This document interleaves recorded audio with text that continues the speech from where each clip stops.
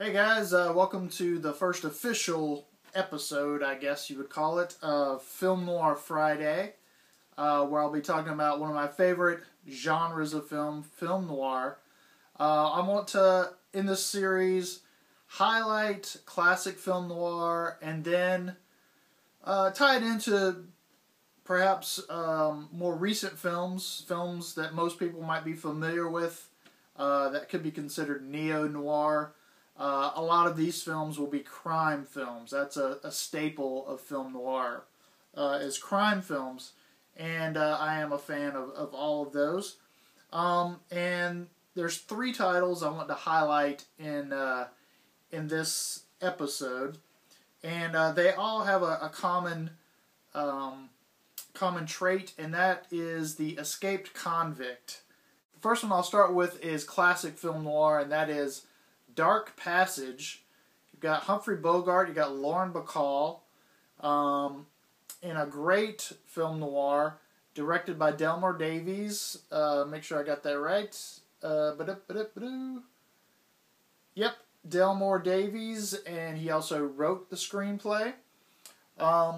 This is interesting on a few different levels.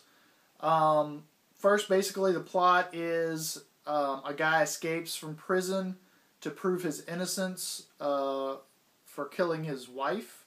It was evidently a high-profile case, so he has a very recognizable face. And it takes place in the San Francisco area. So everybody is pretty familiar with the case. I guess it's kind of like the O.J. Simpson trial. You know, it was kind of a big deal. So obviously he has a problem that he's very recognizable as an escaped convict, yet at the same time he's trying to find out who really did kill his wife. So what he ends up doing is getting plastic surgery, and that way nobody could recognize him, and he can try to track down different leads as to who killed his wife. So that's just the story in a nutshell. But from a technical standpoint, it's an interesting film as well, because almost the first half of the movie, probably more than the first half of the movie, is mostly from the main character's point of view. In other words, the camera angle is the character's point of view. You hear Humphrey Bogart narrating quite a bit, so you kind of get the gist of what's going on. So obviously Humphrey Bogart is this character, but you don't see Humphrey Bogart until after the plastic surgery. Another interesting thing about that is, even after all those point of view shots, there's a long section where he's bandaged. It is Humphrey Bogart, but he's bandaged and he's not allowed to speak. So I would love to have heard the pitch to the studio of this. We want to use Humphrey Bogart, but you're not going to see him through most of the first half of the film. Then when we finally do use him, we're going to cover up his face, and he's not going to talk to people. That had to be a hard sell, I'm sure. So that's interesting just in itself. Another thing I find interesting about this, with all the point of view angles in the beginning, it reminded me of a lot of the video games. What the kids are playing on the video games these days. I'm not a gamer, but I do have a lot of friends who are gamers, so if I'm at their house, I end up watching them play video games quite a bit. And a lot of these are first-person shooters, and a lot of video games, something like Grand Theft Auto. You're going and you're seeing different people who tell you things you're supposed to do, or giving you clues to do something.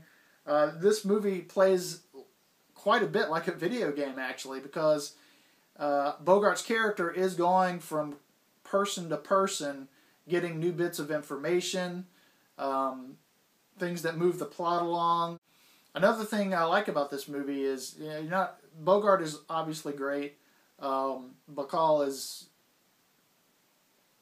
beautiful, and she's great in this as well, as She always is. But the person that, or the actress that steals the show in this is Agnes Moorehead.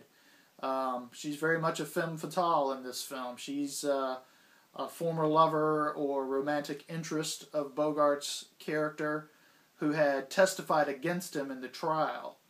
And he crosses paths with her after he gets out. And it's interesting, especially after he has the plastic surgery, where he can just confront people without them knowing who he is. Very good scenes with him and Agnes Moorehead towards the end of this, and it just some crazy stuff happens with her. So, very good movie if you've never seen it, Dark Passage.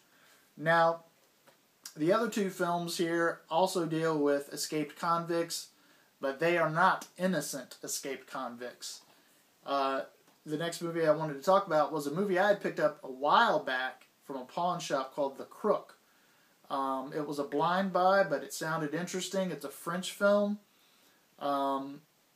Again, about an escaped convict, and I thought it'd be interesting to highlight this since the term film noir comes from France. The French became big fans of these crime films that were done in the late 40s through the 50s. They were discovering them or rediscovering them, I think sometime in the late 60s and 70s, into the 70s, and that term film noir emerged at that time. And because that was very popular, they started making their own film noir, or neo-noir at that point, and The Crook would be one of those. This was made in 1970. And basically what you have here is escaped convict. It's kind of hard to talk about this because even though I've seen this recently, it's an interesting film in that it doesn't unfold chronologically, which I kind of like those films. You have to kind of piece them together and figure out what the actual chronology of events actually are. And this one has a lot of scenes that are interesting in that you're not quite sure what's going on for a few moments until the ends of scenes, and then it lets you know or gives you that idea of what the scene is really about. Now, I'm probably not explaining it very well, but I can use the opening scenes as an example. Well, before I start there, let me just say, when I put in this movie, I thought I was in trouble, and the reason is the title sequence is a big, cheesy musical number, and I really thought I was in trouble because I personally hate most musicals. So I thought I had stumbled onto a musical here, and but I stuck it out, and after the main title sequence, the movie is not a musical at all. Now, I was curious as to why it opened that way, and you don't really realize why that title sequence is the way it is until the end of the film. That's the kind of movie this is. It gives you things that kind of confuse you, for lack of a better term, but become clear later on in the film. I like that. I like movies that keep me guessing. And as long as there are answers. And there are answers in this film, which is good.